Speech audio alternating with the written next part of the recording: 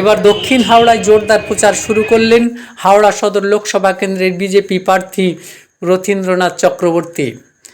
এদিন থানা মাকুয়া পঞ্চায়েত এলাকায় এলে তাকে স্বাগত জানান মণ্ডল সভাপতি সম্রাট রায়।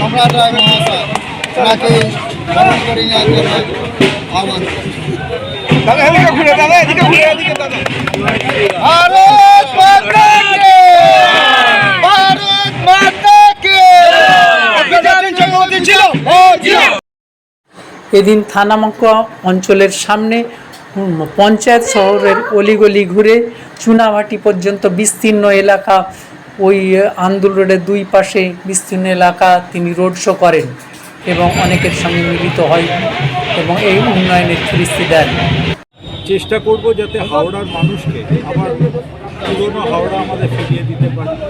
এখানে যানজট প্রচণ্ড, যেমন আমরা যেখানে দাঁড়িয়ে আছি আঁদুল রোডে মানুষ যানজটে পুরো জেরবার, সেই জায়গাটাকে ঠিকভাবে সম্প্রসারিত করে অবশ্যই যারা এখানেতে চারপাশে পরিষেবা নানা রকমভাবে দিচ্ছে তাদের কথাকে ভেবে কিভাবে এটাকে সম্পূর্ণ মানুষের পক্ষে সুন্দর করে গড়ে তোলা যায়।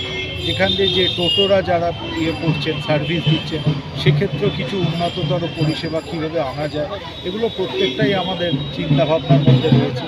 আমরা আরেকটাও জানতে পেরেছি, সেটা হচ্ছে যে নরেন্দ্র মোদীজি চেষ্টা করেছেন এবং অলরেডি ক্লিয়ারেন্স দিয়েছেন যে হাওড়া স্টেশন থেকে সাঁতরাগাছি পর্যন্ত মানে মেট্রো আসবে এবং সেটার জন্য ইতিমধ্যে কেন্দ্রীয় সরকার তার ইঙ্গিত দিয়েছেন।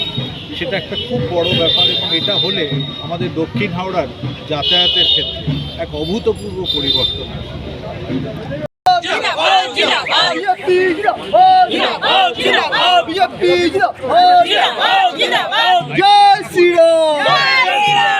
হাইকোর্টের যে রায় বেরিয়েছে তাতে জনগণের মধ্যে এটুকু প্রকাশ পেয়ে গেছে যে বর্তমান সরকার একটা দুর্নীতিগ্রস্ত এবং চোরের সরকার।